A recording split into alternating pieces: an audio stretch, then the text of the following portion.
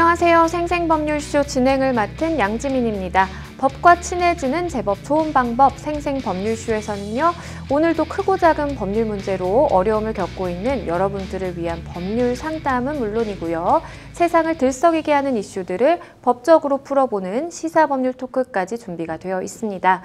법률과 관련해 궁금한 내용이 있으신 분들은 상담 전화 02557-8295번으로 연락을 주시거나 법률방송 홈페이지에 접속하신 후 법률상담에 문의 남겨주시면 됩니다. 그리고 아래 나가는 메일로도 상담 문의 받고 있습니다. 각 분야의 전문 변호사가 무료로 성심성의껏 상담을 해드리니까요. 많은 참여 부탁드립니다.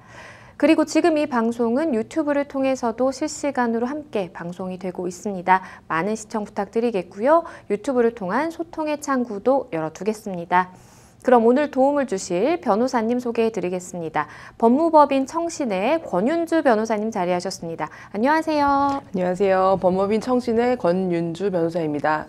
네, 오늘 권윤주 변호사님과 함께 시작해 보도록 하겠습니다. 생생법률쇼, 그럼 오늘 접수된 상담 내용부터 함께 만나보시죠. 제 딸이 누명을 쓸 위험에 처했어요. 고가의 물건을 들고 집을 나간 아내. 아들이 자전거를 훔쳤어요. 아이 앞에서 담배를 피우는 아내. 이렇게 오늘 4가지 사연 접수가 되어 있습니다. 잠시 후 권윤주 변호사님과 함께 짚어보도록 하겠고요. 시청자 여러분들도 끝까지 어떠한 해결책이 제시되는지 함께 해주시면 되겠습니다. 여러분은 지금 생생법률쇼와 함께하고 계십니다. 쉽사리 해결되지 않는 법률 문제를 끌어안고 있다면 지금 생생법률쇼와 함께하시죠. 법률 고민이 해결되는 가장 쉬운 방법을 소개해 드릴게요. 첫째, 02557-8295번으로 전화를 한다. 둘째, 법률방송 홈페이지에 접속해서 법률상담 게시판에 문의를 남긴다. 셋째, 지금 화면에 나오고 있는 이메일 주소로 사연과 연락처를 보낸다. 생생법률쇼가 자랑하는 각 분야의 전문 변호사가 여러분의 더부룩한 속을 뻥 뚫어드립니다. 속 시원한 스파클링 법률상담 프로그램 생생법률쇼. 지금 바로 전화주세요.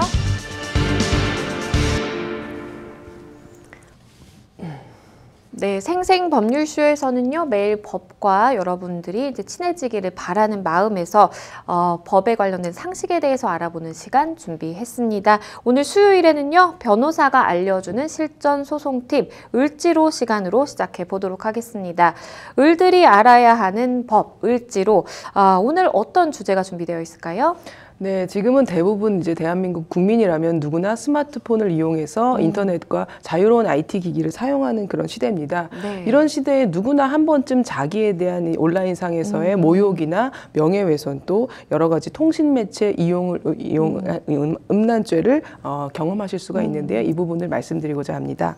네, 말씀해 주신 것처럼 온라인상에서 굉장히 많은 이야기들이 오가고 있고 그러다 보니까 내가 피하고는 싶지만 하지만 피할 수도 없는 그런 뭔가 굉장히 불편한 상황에 직면하게 되기도 합니다. 뭔가 내가 모욕감을 느낀다라든지 이런 모욕적인 좀 상황이 있을 수가 있겠고요. 그리고 통신매체 이용 음란죄도 이제 언급을 해주셨는데 하나하나 짚어보겠습니다. 우선 이 모욕죄와 통신매체 이용 음란죄 정확히 어떤 의미를 가지고 있을까요? 네, 모욕죄라는 것은 형법에서 규정하고 있는데요. 타인의 외적 명예에 대한 보호 법익을 하고 있습니다. 그래서 여기서 말하는 모욕이라는 것은 사회적 평가를 저하시키는데 충분한 구체적 사실을 적시하는 것은 아니고 그런 모멸적인 언사를 통해서 타인의 사회적 평가를 경멸하는 그런 자기의 추상적인 판단을 표시하는 것을 말합니다. 그런데 이 모욕에 의해서 상대방이 현실적으로 명예에 해를 입었다라는 것을 필요로 하는 것은 아닙니다. 네. 그리고 다음으로 통신매체 이용 음란죄는 성폭력 범죄 특례법에 관한 성범죄의 하나로 규정하고 있습니다. 여기서 이제 요건을 정하고 있는데요. 자기 또는 타인의 성적 욕망을 유발하거나 만족시킬 목적으로 통신매체를 이용하여 성적 수치심이나 혐오감을 일으키는 정보를 타인에게 도달하게 하는 그런 범죄를 말합니다. 네, 사실 많은 분들께서 이제 생각을 하시는 게 뭔가 모욕죄라고 하면 그래, 피해자가 뭔가 모욕감을 느끼고 나 기분 나빴다 라고 하면 내가 이 사람에게 문제를 무조건 삼을 수 있지 않을까? 라는 생각을 하실 수도 있을 것 같은데요. 그런데 다 그러면 모욕죄로 인정되는 경우가 너무 많을 것 같기도 하고요. 모욕죄가 성립하는 어떤 요건들이 있을까요? 네, 모욕죄가 생각보다 많은 요건을 필요로 합니다. 그중에서도 법적으로 3가지의 중요한 요건이 있는데요. 첫 번째는 공연성입니다. 여기서 공연성이라는 것은 어떠한 우리가 연극이나 무대를 공연에 올린다라는 뜻이 아니고요. 모든 사람이 다 알 만큼 뚜렷하게, 떳떳하게 그렇게 표현한다는 의미입니다. 그래서 모욕적인 정보가 어떠한 대중의 여러 다수에게 전파가 가능할 수 있다는 전파 가능성을 중요한 표지로 하고 있는데요. 외부의 다수가 그 피해자를, 그 모욕적인 내용의 피해자가 누구인지도 알 수 있을 정도로 전파 가능성이 있는 것을 공연성이라고 합니다. 이 공연성의 요건은 명예훼손죄에서도 똑같이 구성 요건을 포함하고 있는데요. 요즘에 문제되는 것이 이제 카카오톡과 같은 1대1 채팅방이 SNS에 많이 있습니다. 그런데 이런 1대1 채팅방의 경우에 그 대화가 상당히 서로 간의 기밀을 유지하는 그런 내용이 아니냐는 점에서 이 공연성이 인정되느냐 여부가 쟁점이 많이 되고 있습니다. 그런데 1대1 채팅방에서 만약에 그 상대방, 대화하고 있는 서로에 대해서 어떤 모욕적인 언사를 한다면 그것은 모욕죄로 성립되기가 어렵습니다. 왜냐하면 그 피해자가 자기에 대한 얘기를 다른 곳에 퍼뜨린다는 그러한 공연성을 충족하기가 좀 어렵기 때문입니다. 그런데 1대1 채팅방에서 그 대화자가 아닌 제3자에 대한 어떤 명예를 훼손시키는 혹은 모욕적인 표현을 했다라면 이 부분이 과연 모욕죄가 성립되느냐에 대한 최근에 판결이 여러 가지 있었는데요. 하급심이라서 이것이 단정적으로 뭐 된다 안 된다 이해하시기는 좀 어렵겠지만 제3자에 대한 그 피해에 대한 내용을 들은 그 카카오톡 대화의 상대방이 그 내용을 갖다가 다른 사람에게 전파할 가능성이 있는 관계냐 아니냐에 대한 부분을 좀 많이 보는 것 같습니다. 그래서 1심에서는 어떤 제3자에 대한 모욕적 언사를 들은 상대방에 대해서 그런 행위를 전파 가능성이 없다라는 이유로 무죄를 선고했다가 항소심에서 다시 유죄로 변경된 사례가 있습니다. 그리고 유죄로 벌금형이 선고된 사례가 있었는데요. 이런 부분이 조금 일반인 분들 이해하실 때는 좀 어려운 부분일 수 있지만 사안에 따라 좀 다르게 설명할 수가 있습니다. 그리고 이제 그 공연성이 인정되느냐에 대해서 하나 더 사례를 말씀드리면 경찰 수사 과정에서 경찰관에게 어떤 제3자에 대한 많은 모욕적인 언사를 했다 하더라도 수사관은 그것을 비밀을 유지할 의무가 있고 또 수사관이 수사 과정에서 업무상 알게 된 내용을 공연히 다른 곳에 퍼뜨린다라고 생각하기는 쉽지 않습니다. 그래서 공연성이 부인된 사례가 있습니다. 그리고 또 다음으로는요, 특정성이라는 것이 있는데요. 뭐냐면 당연하게 또 그 피해자에 대해서는 그 피해자가 누구인지는 최소한 특정이 돼야 된다는 얘기입니다. 그래서 불특정 다수를 싸잡아서 뭐 의사란 나쁜 놈들이야 이런 식으로 모욕하는 것은 모욕죄가 되지 않는다는 뜻이고요. 물론 자연인뿐만 아니라 법인이나 법인격 없는 단체도 피해자로 성격에 포함이 됩니다.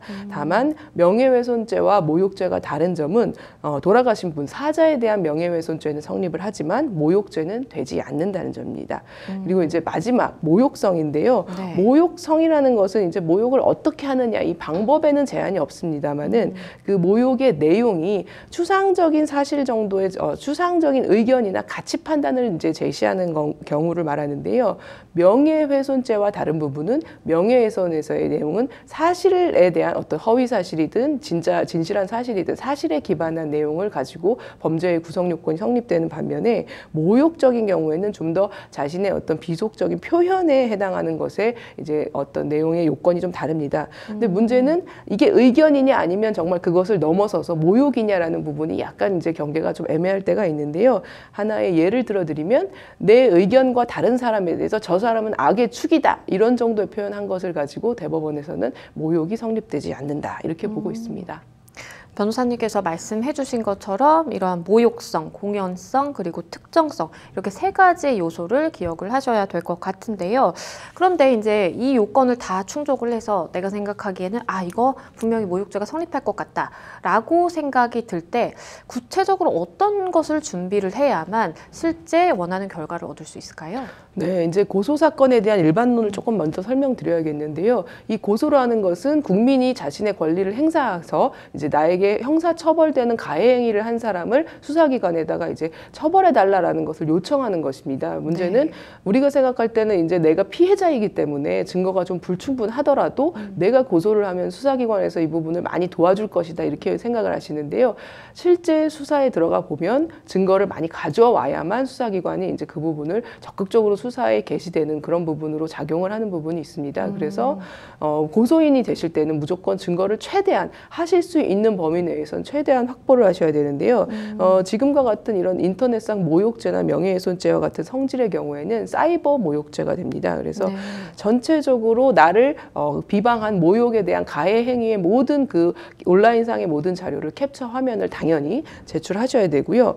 그 다음에 이 가해자를 특정하셔야 되는데 가해자를 어떻게 특정하느냐? 뭐 네이버라고 하면 네이버 아이디가 되는 것이지 예를 들면 네이버 카페에서 활동하는 카페 별명이 될 수는 없다는 것입니다. 왜냐하면 실제로 그 아이디를 찾고 그 실제 행위자를 찾으려면 아이디가 중요한 부분이기 때문입니다. 그래서 최대한 내 피해 내용을 캡처해야 되고 피해자, 가해자에 대한 모든 아이디와 그리고 그 특정된 부분, 이 문장 한 문장만 캡처할 것이 아니라 문맥을 봐야 되기 때문에 그렇죠. 아까 말씀드린 대로 그냥 단순한 의견이냐 넘어서서 이걸 모멸감을 느낄 만한 모욕이냐는 행위에 애매한 부분이 있어서 반드시 문맥 전체를 전체적으로 자료를 다 확보해서 제출을 하셔야 됩니다.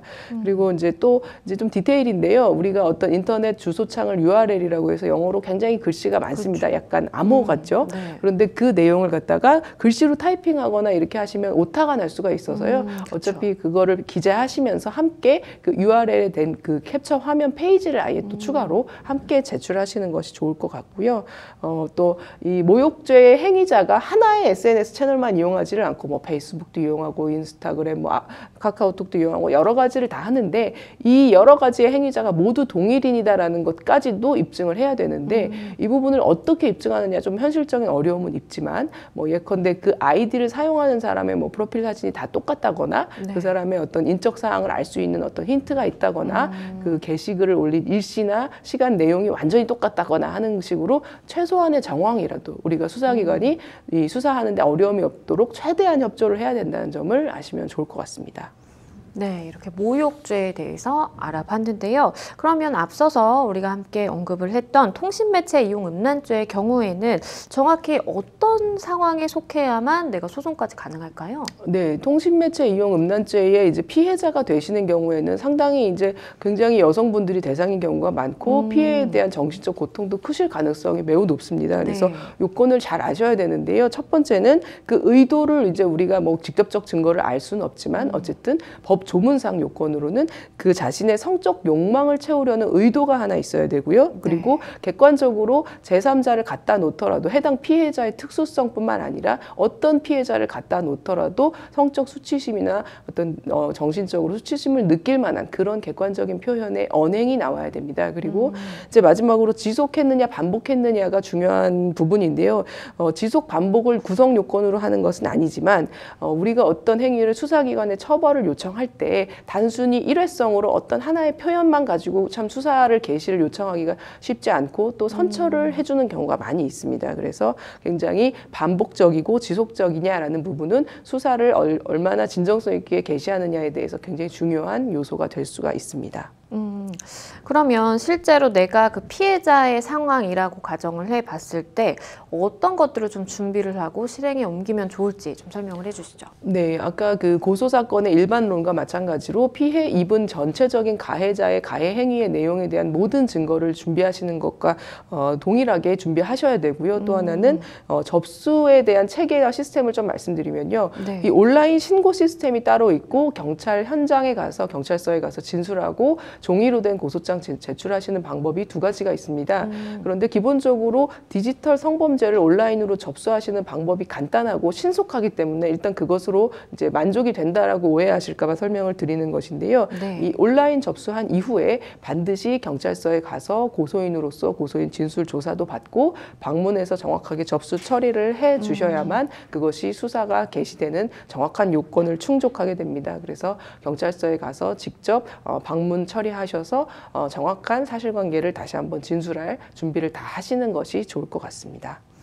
네, 사실 이제 요즘 온라인으로 소통을 하는 경우 굉장히 많고 우리가 비대면으로 모든 것이 이루어지는 세상에 살다 보니까 이렇게 모욕죄라든지 통신매체 이용 음란죄라든지 발생하는 그 빈도수가 조금 더 늘어나는 것 같다라는 생각도 좀 듭니다. 빈번하게 일상에서 마주할 수 있는 모욕죄와 통신매체 이용 음란죄에 대해서 상세하게 알아봤습니다. 을들이 알아야 하는 법 을지로 여기까지 만나보겠고요. 다음 무료 법률 상담으로 넘어가 보겠습니다. 첫 번째 상담은 전화 상담 연결이 되어 있는데요. 안녕하세요. 안녕하세요. 네, 어떤 점이 궁금해서 연락 주셨나요? 일단 특수 절도로 해서 형사로부터 전화를 받고요. 그거에 대해서 문의를 드리고 싶어서 전화드렸어요. 네, 구체적으로 어떤 상황이실까요? 일단 저희가 영국에서 4년 동안 살았고 귀국하고 나서 딸이 그때 중2였고 네. 본인이 공부를 열심히 해서 이제 특목고를 갔고 가서 적응을 못하고 우울증이 있고 공황장애가 있어서 자퇴를 했어요. 네. 그 상황에서 이제 영국에 있는 친구가 많이 의지가 되었어요. 네. 우리 딸 말로는. 그런 사이에 우리 딸이 특목고 자퇴를 하고 다른 학교, 외국인 학교로 입학을 하게 되었고 거기서 이제 우울증하고 공황장애하고 계속 심해서 이제 길 가다가도 이제 실신하고 그래서 학교를 잠깐 동안 쉬었고 네. 그렇게 지내면서 신경정신과를 탈락을 했거든요. 탈락을 하면서 이제 다행히 학교는 지금 다니고 있는데 네. 그 우리 딸이 외국인 친구하고 연락하면서 외국인 친구가 걔가 정신적으로 걔도 아프다. 조울증이 있다. 힘들어한다. 한국에 방문하고 싶다. 그렇게 얘기를 하더라고요. 네. 그래도 되겠냐고 이제 딸이 물어봐서 저는 정말 딸 같아서 그냥 들어와서 우리 집에서 지내도록 했거든요. 그게 2월 27일 날 들어와서 3월 25일 날 이제 영국으로 출국을 하기로 했거든요. 네. 이제 그 사이에 이제 형사로부터 전화를 받았어요.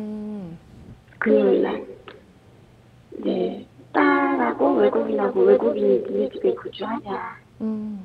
그런 얘기 있으면서 CCTV를 보고 이제 그 확인을 해서 이제 저한테 전화를 한 거예요. 네. 그리고 그 형사는 퇴근하는 길에 이제 애들이 주말에 훔치는 거가 고발이 들어왔다. 네. 특수절도를 해서 5건이 고발이 들어왔고 네. 이제 주말에 혹시 또 이런 게 있을까봐 단속을 하라고 미리 알려준 그런 말씀을 하셨어요. 네네. 네. 그래서 이제 저 깜짝 놀랐죠. 네, 그쵸.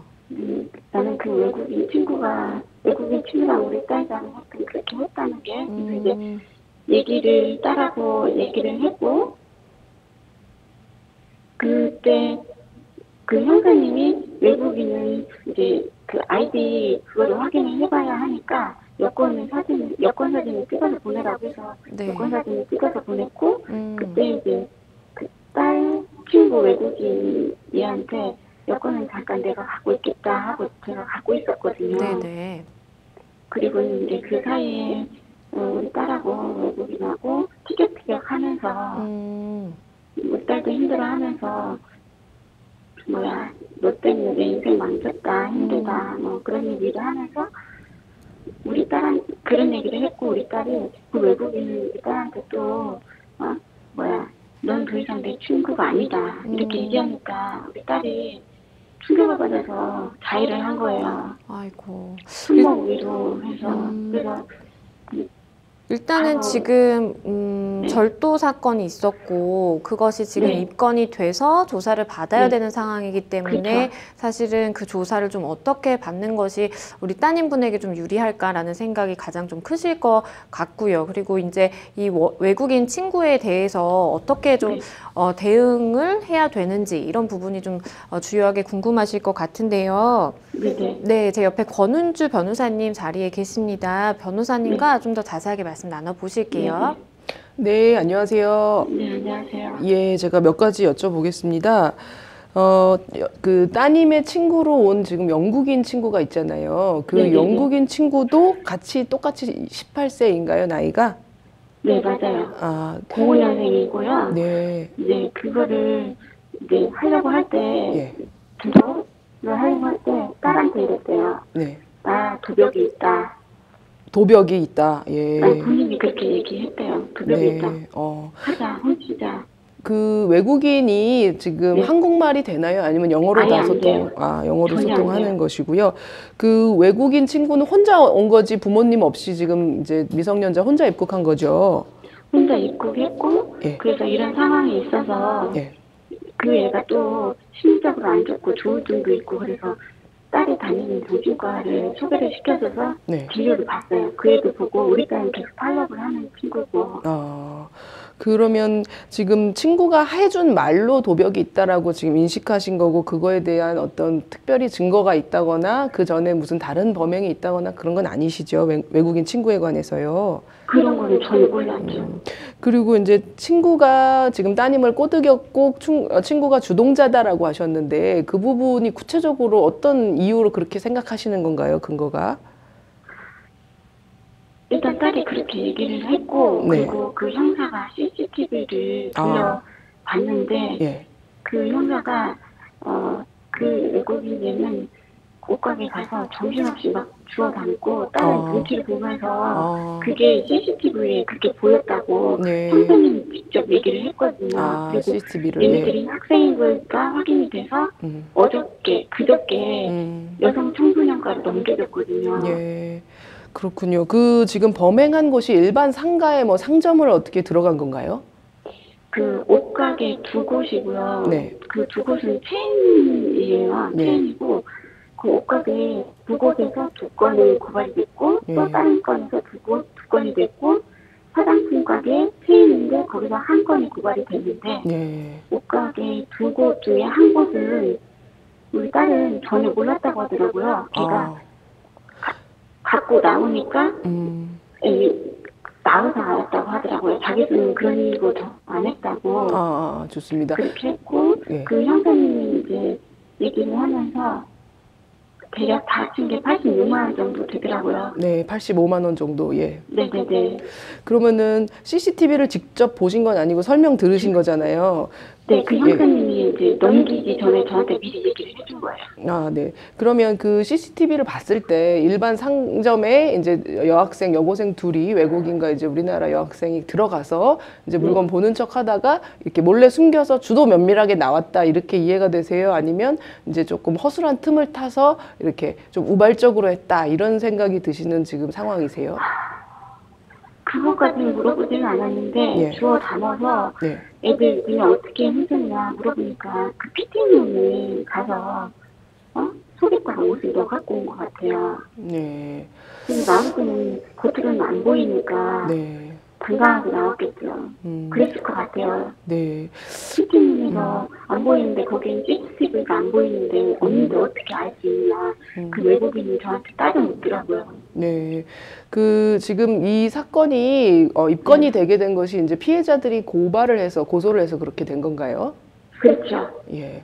그 피해자들하고 지금 선생님이 합의를 한다거나 변제한다거나 하신 건 있으실까요?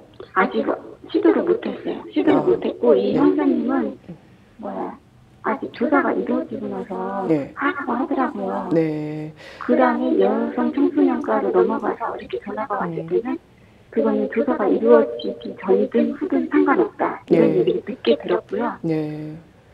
그러면 지금 피해자 쪽의 연락처를 아직 확보는 못 하셨겠네요. 그렇죠. 예. 어느 상점인지는 아시죠? 네, 주소랑 다 보내줬어요. 그 맨 처음에 알려주신 형사님이. 네. 그리고 지금 따님이 아까 외국인 학교 다닌다고 하셨는데, 뭐 따님 네네. 학교 생활 뭐 정상적이고 일반적인 학생 맞으시죠? 내가 힘들어해서 예. 전에도 약을 한 번 좀 과하다 복용해서 예. 학교에서 나오지 말라. 정신적으로 불안정하다. 정신과 병원에서 학교 나와도 된다. 오케이 하면 나와라. 이런 적이 있어요. 예. 이런 적이 있고 공황장애 때문에 아파트도 걸어가다가 심심해서 119가 와서 집에 데려오고 그런 적이 있거든요. 그래서 계속 병원에 탈락을 하는 도중에 우리 딸은 점점 나아지고 있고 그 외국인은 계속 문제가 있다고 하면서 제가 안쓰러워서 딸 같아서 들어오라고 했는데 제가 그 애가 도벽이 있는지 몰랐거든요. 네네, 알겠습니다. 그 따님이 다른 뭐 형사 범죄로 연루되거나 그 전에 그런 비슷한 형사처벌 전력은 없으시죠? 네네네. 예, 처음이시고요. 네. 예, 지금 따님 행위는 입건돼서 들으셨겠지만 특수 절도에 해당하고요. 형법상 이제 2명 이상, 2인 이상이 합동해서 타인의 재물을 절취한 경우에 징역형이 1년 이상, 10년 이하의 징역을 지금 형법은 규정을 하고 있습니다. 근데 이제 선생님께서는 따님이 지금 이번이 처음이기도 하고 뭐 상습범도 아니고 만 14세 이상이라서 형사처벌이 원칙론적으로는 가능하지만 지금 수위가 뭐 그렇게 지금 일단 처음이라는 점에서 그 뭐 형사처벌까지 받으시리라고 그렇게 생각되지는 않습니다. 근데 다만 소년법상 보호처분을 받으시거나 이제 일단 기본적인 수사는 받으셔야 되는 상황이거든요. 네. 예, 경찰에서 지금 여성청소년부에서 수사한 이후에 그 다음 과정이 검찰로 넘기는데 검찰청에서는 이제 가정법원이나 지방법원에 있는 소년부가 있습니다. 그래서 소년법에 따라 이 따님을 소년부로 송치할 수가 있고 아니면 아주 중한 경우에는 검찰이 직접 수사를 해서 일반 형사처벌처럼 일반 범죄로 기소하기도 합니다. 그래서 사안의 경중에 따라 검찰이 처분을 하게 되는데요. 제가 볼 때는 일단 빨리 피해자랑 합의하시는 게 중요하고 어쨌든 사안이 좀 경하다고 보여서 아직은 보호처분 쪽으로 가지 않을까 싶은 생각이 듭니다. 그리고 지금 선생님 따님께서 초기에 지금 피해자랑 빨리 합의하시는 게 좋을 것 같은데 이를 위해서는 선생님께서 빨리 나서야 되는 상황이시고요. 그 다음에 하나 아까 말씀하신 것 중에 따님이 친구의 꼬드김으로 한 거지 내가 한 것이 아니다라는 취지의 약간 주장도 있으시고 그리고 이제 따님이 정신병력이 있어서 우울증 뭐 그런 부분이 범죄에 어떤 영향을 미친 것이 아니냐라는 좀 취지의 주장을 하시는 것 같아요. 그래서 먼저 그런 병력에 대한 부분이 과연 이 범죄에서 어떤 영향을 미치냐를 좀 설명을 드리면요. 우울증이나 뭐 조울증, 공황장애가 사실 말씀대로 범죄 영향이 있을 수도 있습니다. 그런데 보통의 이제 CCTV 정황이 다 있거든요. 그래서 CCTV를 보면 그 행위가 아까 여쭤봤듯이 우발적이냐 아니면 아주 계획적이냐 이런 부분이 있어서요. 아마도 그 친구와 따님이 어떤 행위를 했는지는 봐야 알겠지만 상당히 조금 서로 너는 뭐 망을 봐라 아니면 내가 이렇게 눈을 피해서 물건을 넣고 이제 조용히 나가자 이런 식으로 상당히 이제 합을 맞춰서 그런 행위를 한 것으로 드러난 경우에는요 그러한 정신병력에 대한 부분이 별로 어떠한 영향이나 좋은 영향으로 별로 작용할 가능성이 높지는 않습니다. 그래서 이런 부분이 심신미약이라고 보기도 좀 어렵고 그것 때문에 범죄를 저질렀다 이렇게 보기도 조금 어려워 보입니다. 그래서 어찌됐든 이 사안 자체를 빨리 해결하시는 방법은 선생님께서 먼저 피해자와 합의 그리고 앞으로 이 학생에 대해서 앞으로 이 보호자들이 어떠한 양육 환경을 제공하고 어떻게 다시는 이런 부분을 재발하지 않도록 잘 어떤 방지 대책을 세울 수 있는지 이런 부분을 굉장히 강조해서 어필하셔야 되고요. 그 주변 선생님이라든가 주변 어른분들의 탄원서 또 친구들의 탄원서 이런 부분을 계속적으로 많이 제출하시는 것이 보호처분 중에서도 가장 낮은 처분 혹은 선처받는 데 가장 중요할 수가 있습니다. 그래서 선생님께서 지금 그 이웃 친구로부터 이렇게 주도 면밀하게 내가 끌려갔다는 주장은 글쎄요 CCTV를 보면 혹시 그 주장이 별로 유효하지 않을 수가 있고요. 그런 부분에 대한 합의와 그 가해자로서 얼마나 이 부분이 재발되지 않을 수 있게 방지할 수 있냐 이런 부분을 신경 써서 변호를 하셔야 될 것 같습니다. 그리고 아까 그 여권을 돌려줘야 되느냐 이런 부분이 있었는데요.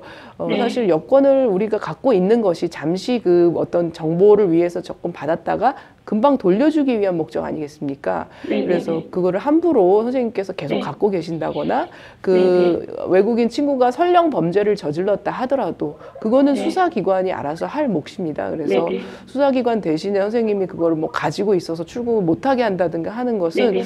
전혀 좋은 방식은 아니시고요. 네네. 어떤 부분은 좀 오인될 더 뭐 감금이라는 그런 오인의 네네. 오해 소지가 있어서 절대 그렇게 하지 않으시기를 바라고 또 사실 네. 외국인 친구 그 친구도 사실 어린 친구 아닙니까? 그래서 네, 맞아요. 그 친구에 대해서 우리가 같이 뭐 공범이나 끌려 들어갔다 이런 부분이 과연 우리의 보호 처분을 혹은 선처를 받는 데 있어서 얼마나 큰 영향이 있냐.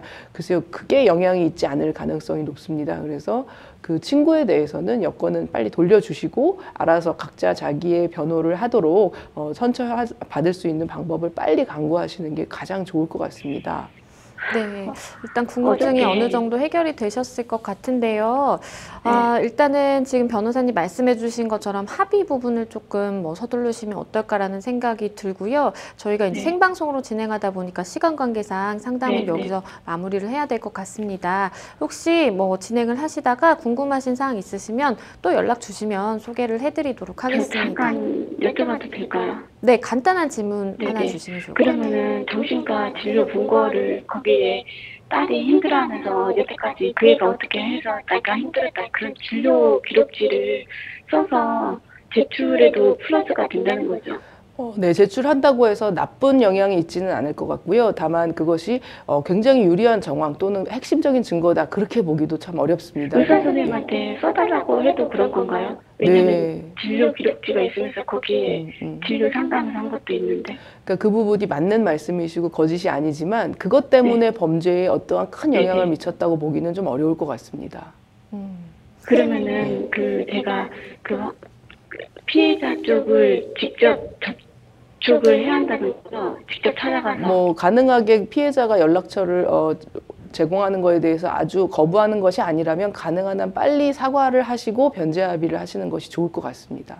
네, 저희가 시간 관계상 안타깝지만 여기까지 좀 진행을 해야 될 것 같고요. 일단은 걱정이 많으실 텐데 하나하나 좀 차근차근 해나가시다 보면은 또 궁금증이 또 생기실 수 있으실 것 같아요. 그때 다시 연락 주시면 좋겠습니다. 네, 오늘 전화 주셔서 감사합니다.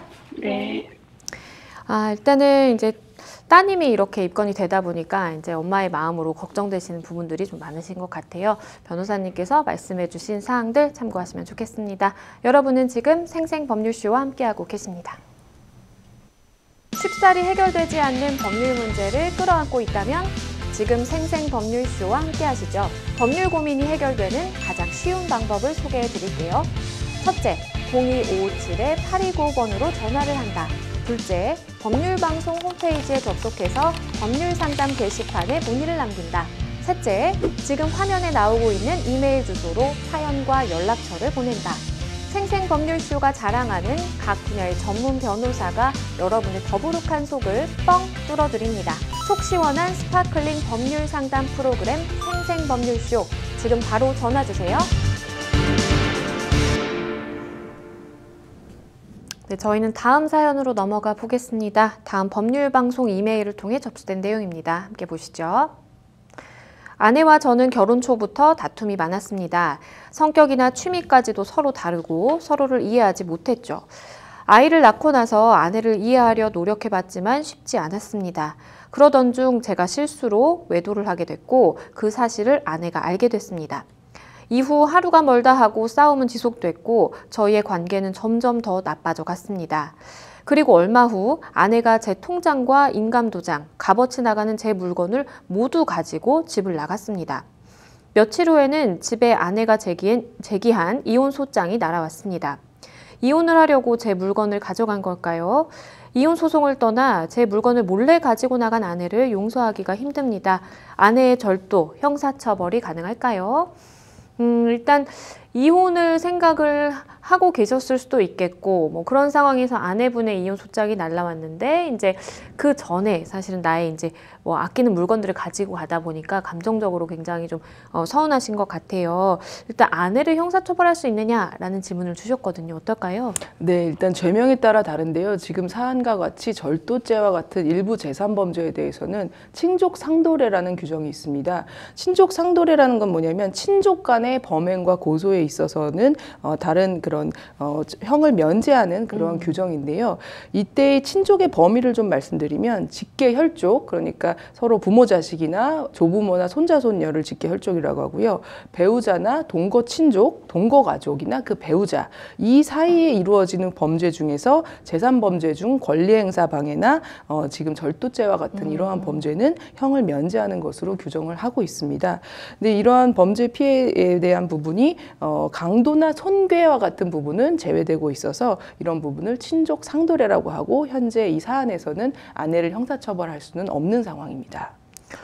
설명을 해주시면서 잠시 이제 언급을 해주셨는데, 네. 그러면 이제 상황을 가정해 보자면 배우자가 폭행을 해서 강제로 돈이나 물건을 빼앗아간 경우다.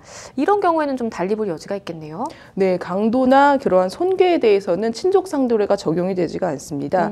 그래서 형법에 의하면 강도는 폭행 또는 협박으로 타인의 재물을 강취하거나 기타 재산상 이익을 취득하거나 제3자로 하여금 이익을 취득하게 하는 그런 범죄고요. 3년 이상의 유기징역에 처한다고 되어 있습니다. 그리고 이 부분에 대해서는 친족상도례가 적용이 되지 않는데요.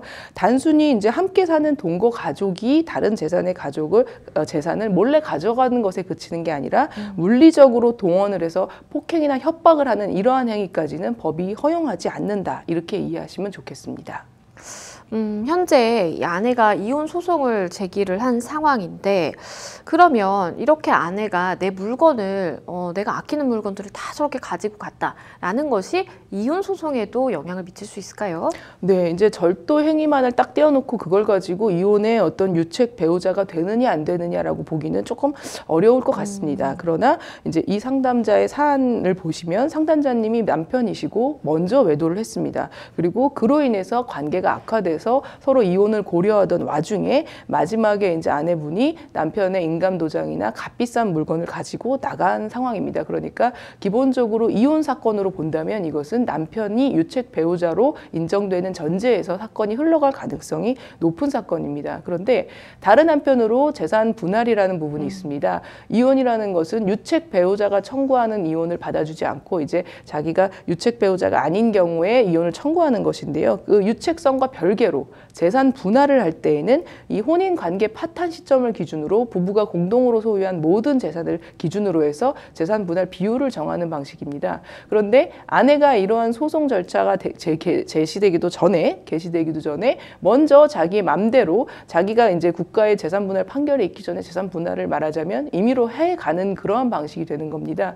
그래서 절도죄로 처벌은 되지 않을지언정 이 재산 분할 과정에서 아내가 어떤 물건을 가져갔느냐 이런 부분이 명확하게 특정되기 어려울 가능성이 높습니다. 그렇다면 재산 분할에서 중요한 부분을 아내가 많이 가져갔다는 전제하에서 분할 비율에서 굉장히 불리한 작용을 하게 되는 요소가 될 수도 있을 것 같습니다. 또 다른 한편으로는 그 고가 물건뿐만 아니라 인감도장이나 통장을 가져갔다고 했는데요. 이것이 남편의 인감도장을 가지고 함부로 만약에 재산 분할 소송도 이루어지기 전에 자기가 남편의 재산을 자기 명의로 옮겨오는 등의 처분 행위를 한다거나 하는 불리한 행위를 계속 하시게 되면 이것은 형사적으로 사문서 위조가 될 뿐만 아니라 추가적으로 이혼 소송에서 상당히 불리한 요소로 본인이 유리하게 갈 수 있는 소송임에도 불구하고 불리하게 작용할 가능성이 매우 높을 것 같습니다.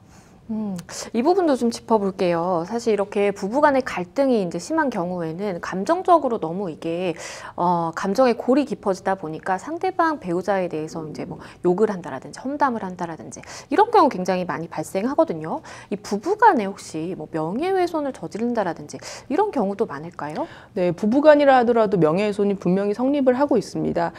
부부간의 불화로 인해서 타인에 대해서 이제 자기들끼리 서로 안 좋은 이야기를 주고받는 것을 넘어서 있어서 그 배우자의 명예를 훼손하는 그런 행위를 온라인상에 한다든가 아니면 배우자의 직장에다가 어떤 명예훼손의 정보를 제공하는 등으로 해서 그 상대 배우자에게 굉장히 악화된 피해를 입힌다면은 이 부분은 분명히 명예훼손죄에 해당할 수가 있는데요. 다만 명예훼손죄는 온라인이 아니든 반의사 불벌죄의 성격이 있습니다. 그래서 피해자, 그러니까 그 명예훼손의 피해를 당한 상대 배우자가 고발을 하고 고소를 해야만 사건이 개시되는 성격이 있고, 그렇기 때문에 명예훼손죄에 대해서 이렇게 무조건 처벌된다는 것은 아니고요. 그리고 정상적인 직장 생활을 못할 정도의 명예훼손의 행위를 했다, 상대 배우자가. 그렇다면 실제로 매우 중한 처벌이 된 사례도 많이 있습니다. 네, 일단은 이제 부인분께서 이제 절도를 저질렀다. 그래서 이제 너무 화가 나다 보니까 이런 사연을 남겨주셨는데요. 변호사님께서 해주신 말씀이 도움이 되셨으면 좋겠습니다. 네, 저희는 또 다음 사연으로 넘어가 보겠습니다. 다음 법률방송 이메일을 통해 접수된 내용입니다. 함께 만나보시죠. 저는 몇 년 전 아내와 이혼을 하고 아이를 혼자서 키우고 있습니다. 엄마의 빈자리를 채워주기 위해 열심히 일해서 남부러울 것 없는 환경을 만들어주고 있는데 시간이 지날수록 아들은 점점 더 엇나가는 것 같습니다. 며칠 전엔 경찰서로부터 연락을 받았습니다. 중학교 1학년인 제 아들이 친구들과 함께 자전거를 훔쳤는데 이게 특수절도죄가 된다고 합니다. 요즘은 아들한테서 담배 냄새도 나는 것 같고 귀가 시간도 부쩍 늦어졌습니다. 어떻게 해야 아이를 바르게 키울 수 있을지 너무나 고민입니다. 일단 상담자분의 사정이 참 좀 안타깝다라는 좀 생각도 들고요. 이렇게 미성년자인 아들이 자전거를 훔치는, 그것도 친구들과 함께 자전거를 훔치는 행위를 저질렀습니다. 미성년자들의 이제 절도 사건 굉장히 많을까요? 네, 미성년자 절도 사건이 생각보다 많이 있습니다. 특히나 지금 사안과 같이 자전거를 절도한다는 문제는 상당히 더 많은 편인데요. 왜냐하면 이제 미성년자 입장에서는 굉장히 가볍게 생각할 수 있습니다. 이거를 하나의 뭐 일종의 장난감이라고 생각해서 아무 생각 없이 갔다가 다시 돌려놓으려는 생각으로 가지고 왔다든가, 아니면 좀 심하면 이거는 본인이 생각해도 잘못일 텐데요. 뭐 자물쇠로 잠겨 있는 걸 끊어서 가져온다든가 이런 식으로 좀 예전부터 많이 발생하는 그런 사건 중에 하나입니다. 그러나 보호자 또는 우리 사회가 보기에는 이것은 애시당초 처음부터 굉장히 크게 바로 잡아야 될 문제이고요. 사회 구성원으로서 타인의 재물을 절도하는 행위에 대해서는 반드시 그 책임과 의미를 아이에게 가르쳐줘야 되는 사안입니다. 네, 사실 자녀가 이렇게 절도 행위를 저질렀다라는 연락을 갑자기 받으시면 많은 부모님들께서 가슴이 철렁하고 내려앉을 것 같아요. 어떻게 좀 대처를 하는 게 현명할까요? 네, 일단 부모님 입장에서는 상당히 먼저 이 사실관계를 정확히 확인하고 싶으실 것입니다. 그런데 일단은 그것이 실수이든 실수가 아니든 이것 자체는 굉장히 큰 잘못이다라는 걸 아이에게 당연히 주지시켜 주셔야 될 것이고요. 네.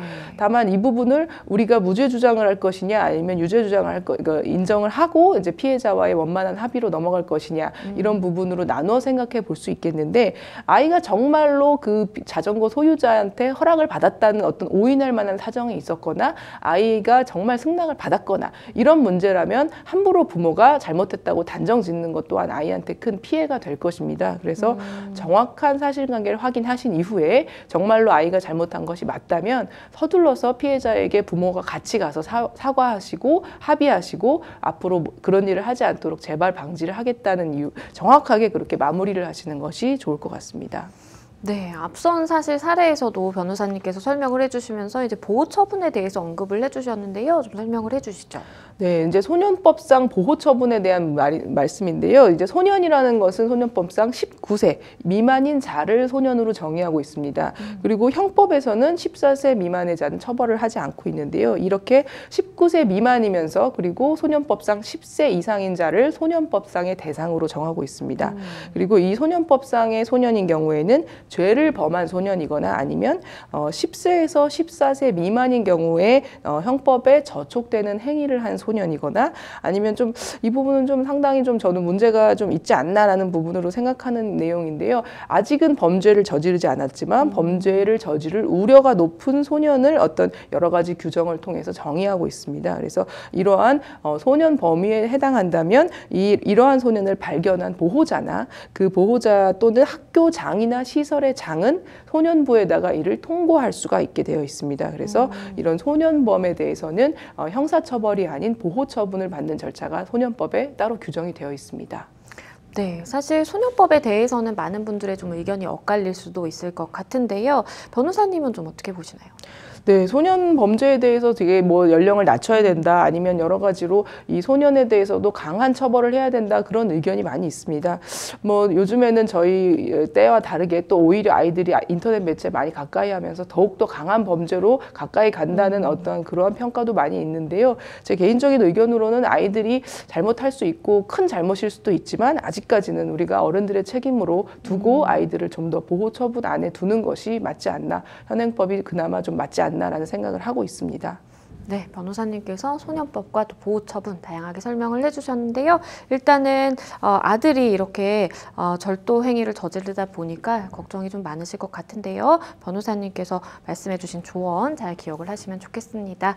저희는 또 다음 사연으로 넘어가 보겠습니다.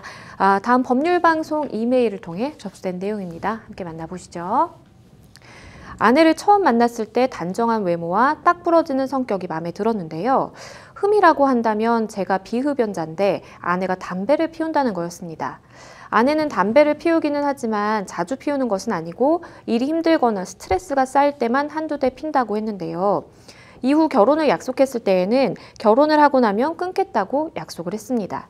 그런데 결혼을 하고 첫째 아이를 가졌을 때 아내가 담배를 피우다가 저에게 들키고 말았는데요. 아내는 정말 아이를 갖고 처음 피는 거였다면서 저에게 믿어달라고 이야기를 했습니다. 저는 어쩔 수 없이 아내를 믿었고 다행히 아들도 건강하게 태어났는데요. 그런데 아내는 모유 수유를 하고 있던 중 또 담배를 피웠던 흔적을 저에게 들켰습니다. 다시 아내는 담배를 피우지 않겠다고 저에게 약속을 했지만 그 약속을 3년이 지난 지금까지 아내는 지켜내지 못하고 있습니다. 요즘에는 거의 대놓고 피우기까지 해서 제가 화를 냈더니 살림이 힘들어서 탈출구가 필요하다고 당당하게 말하기까지 합니다. 제가 없는 시간 분명 아이 앞에서도 담배를 피우고 있을 것이 확실한데요. 오만정이 떨어진 아내와 이혼을 할 수 있을까요? 상담 부탁드립니다.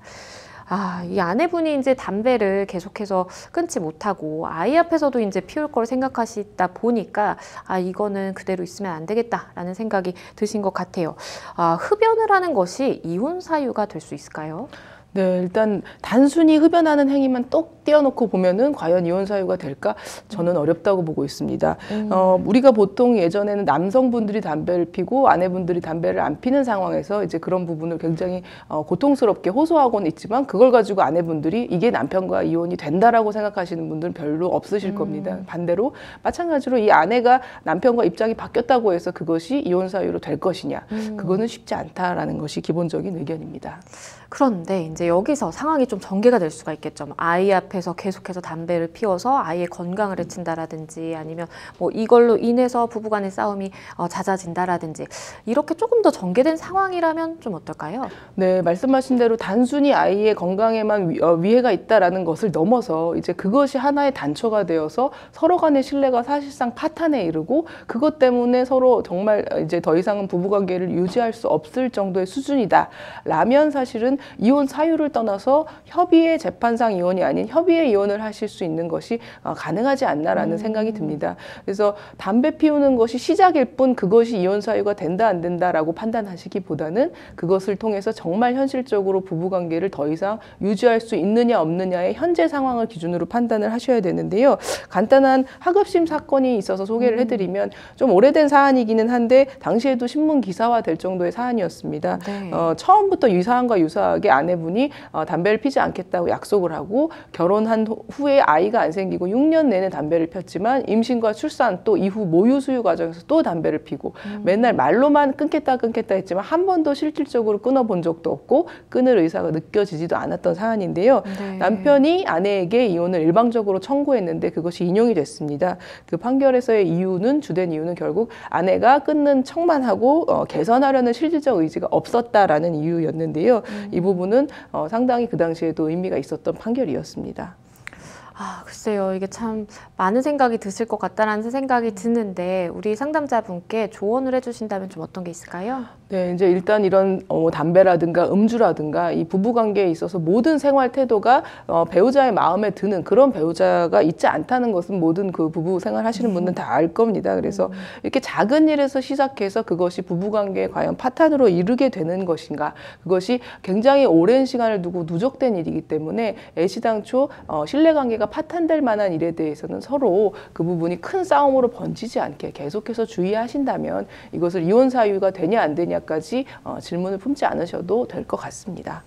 네, 일단은 상담자분의 이제 마음은 충분히 이해가 됩니다. 이제 여러 번 약속을 하고 이게 지켜지지 않았기 때문에 뭔가 신뢰도 떨어지고 그리고 아이 앞에서 이제 담배 피우게 걱정이 되다 보니까 이혼까지 좀 생각을 하고 계신 것 같은데요.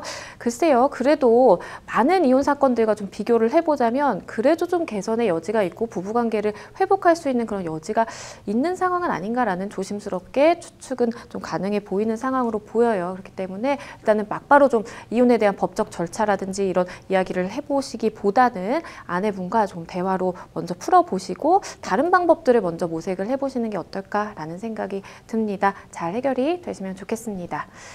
네, 생생법률쇼 마칠 시간이 다 됐는데요. 오늘 함께 해주신 권윤주 변호사님 감사합니다. 네, 오늘 저희가 준비한 순서는 여기까지입니다. 시청해주신 여러분 고맙습니다.